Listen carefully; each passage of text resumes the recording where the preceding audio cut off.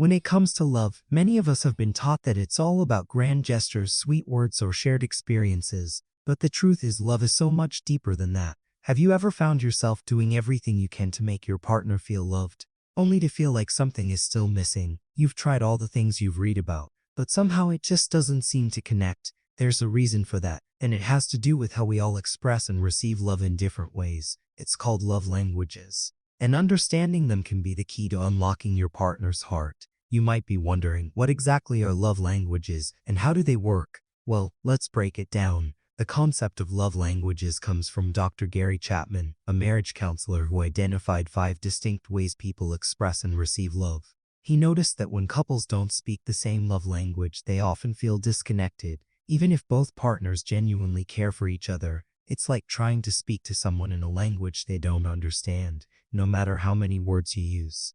The message doesn't get through. Understanding love languages is like learning the secret code to your partner's heart. Now, think about your own relationship.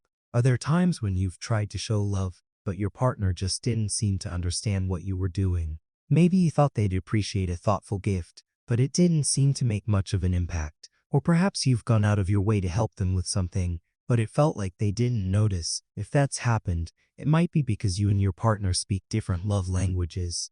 And that's where the magic happens, when you start understanding and speaking each other's love language. The first love language is words of affirmation. People who speak this language feel most loved when they hear words of praise, encouragement, and compliments. For them, words are powerful. A simple "I love you" or "you're amazing" can go a long way in making them feel cherished. If your partner's love language is words of affirmation, you might notice that they respond well to verbal recognition. They appreciate when you express how much you care through kind and thoughtful words. If you're someone who speaks this love language, you probably thrive on hearing affirmations. And when your partner is quiet, you might feel unsure or disconnected. Then there's quality time. For people with this love language, nothing says love like undivided attention.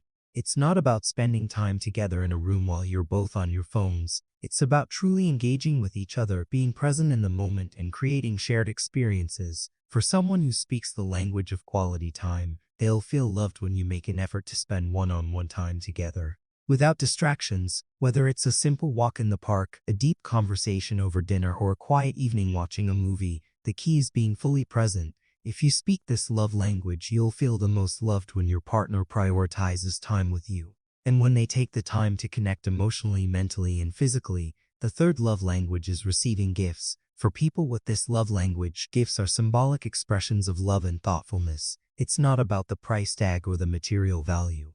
It's about the meaning behind the gift, how it shows that you know them, understand them, and have been thinking about them. If your partner's love language is receiving gifts, you might notice that they light up when you give them something, even if it's small. They don't necessarily expect a lavish gift, but the gesture, the thoughtfulness, and the effort behind it are what matter most. For them, gifts are tangible reminders of your love and affection. Next up is acts of service. For people with this love language, actions speak louder than words. They feel most loved when their partner does something for them, especially when it shows thoughtfulness and care. It could be as simple as making them a cup of coffee in the morning, doing chores without being asked, or taking care of something important to them. If you're someone who speaks the language of acts of service, you probably feel deeply loved when your partner does things to make your life easier. These actions show that they are invested in your well-being, and that you matter enough for them to put in the effort. Finally, we have physical touch. For people with this love language, physical affection is the most meaningful way to show love. It's not just about sexual intimacy, although that can be part of it. It's about hugs, kisses, hand-holding, cuddling, and any form of physical closeness that makes them feel secure and loved. If your partner's love language is physical touch, they may crave physical closeness and touch as a way to feel connected to you. For them, a simple touch can speak volumes. Whether it's a hug after a long day, or just holding hands while you walk, physical touch is their way of feeling loved. Now that you know the 5 love languages, it's time to think about your own and your partner's. Take a moment to reflect on your relationship. Do you feel loved? And if not, why do you think that is? Could it be that you're speaking different love languages? Have you ever noticed your partner reacting to certain gestures or words differently than you expected? Understanding each other's love language is the first step toward deeper emotional connection. But how do you start speaking each other's language? It begins with communication and a willingness to learn and adapt. You don't have to be perfect, and you don't have to get it right every time. But by making the effort to understand what makes your partner feel loved, you're already on the right track. Start by asking your partner what makes them feel most loved.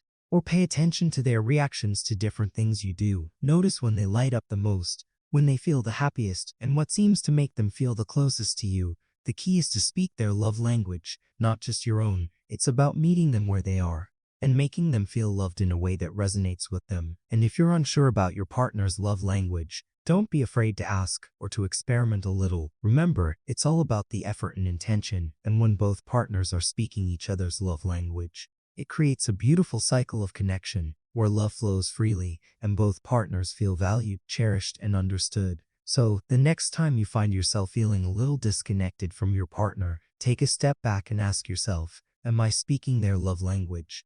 And how can I better show my love in a way that resonates with them? When you learn how to unlock your partner's heart by understanding and speaking their love language, you'll find that your connection deepens and your relationship grows stronger. Love will no longer be a guessing game, but something you both can understand and appreciate.